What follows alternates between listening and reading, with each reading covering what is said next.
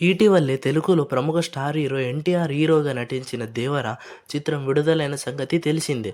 అయితే ఈ చిత్రానికి ప్రముఖ డైరెక్టర్ కొరటాల శివ దర్శకత్వం వహించగా జాన్వీ కపూర్, సైఫ్ అలీ ఖాన్, శ్రీకాంత్, అభిమన్యు సింగ్ తదితరులు ప్రధాన తారాగణంగా నటించారు. అయితే ఈ చిత్రం రిలీజ్ అయిన మొదటి రోజు కొంతమేర నెగెటివ్ టాక్ వచ్చినప్పటికీ వసూళ్లు మాత్రం బాగానే సాధించింది. దీంతో ప్రొడ్యూసర్లు సేఫ్ అయ్యారని చెప్పవచ్చు. ఎన్టీఆర్ 'దేవర' చిత్రం నెగెటివ్ టాక్పై స్పందించాడు. ఈ క్రమంలో కొందరు సినిమాని చూడకుండా, సినిమా గురించి తెలియకుండానే నెగెటివ్ టాక్ స్ప్రెడ్ చేశారని, కానీ సినిమాలో చూస్తే ఖచ్చితంగా ఎంజాయ్ చేస్తారని అన్నారు.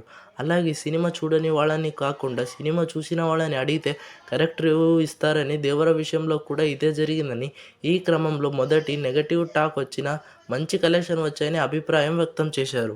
ఈ విషయం ఇలా ఉండగా 'దేవర' చిత్రం మొదటి వారం కలెక్షన్లు చూస్తే దాదాపుగా 405 కోట్లు కలెక్ట్ చేసింది. ప్రస్తుతం దసరా సెలవుల కావడంతో ఈ కలెక్షన్ మరింత పెరిగే అవకాశం ఉంది.